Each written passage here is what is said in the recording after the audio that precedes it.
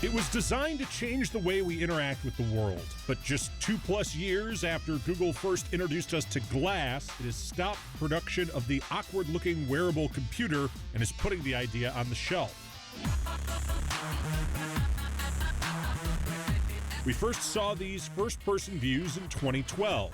And when Sergey Brin walked onto the stage at Google's developers conference that year, he made Glass look like it was Google's next great contribution to 21st century technology. Now they're off. Yeah. The skydiving team, Here they come up.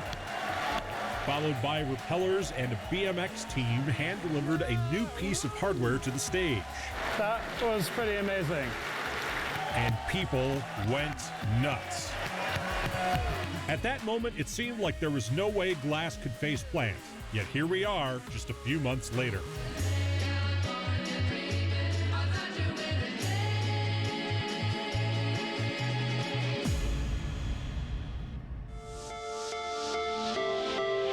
Glass was one of the first creations of Google's X Labs to be unveiled to the public.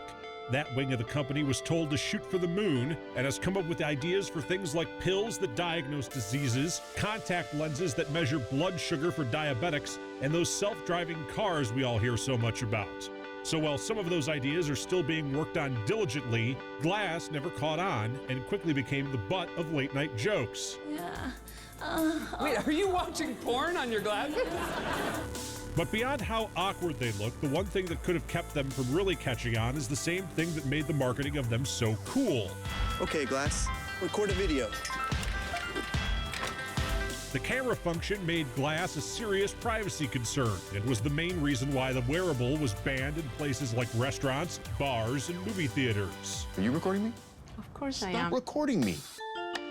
So far, as much as people think of Google as an innovator, it's the company's old standbys that make nearly all of its revenue. From its search engine that's turned into a verb, along with its easy-to-use Google Maps, Gmail services, and YouTube, that reliance had Bloomberg comparing Google to Microsoft in the mid-2000s this week, a, quote, hugely profitable company that is having a hard time innovating around its core product.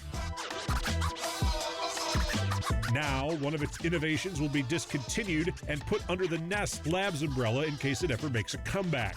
Google bought the smart home company Nest Labs for more than $3 billion this time last year.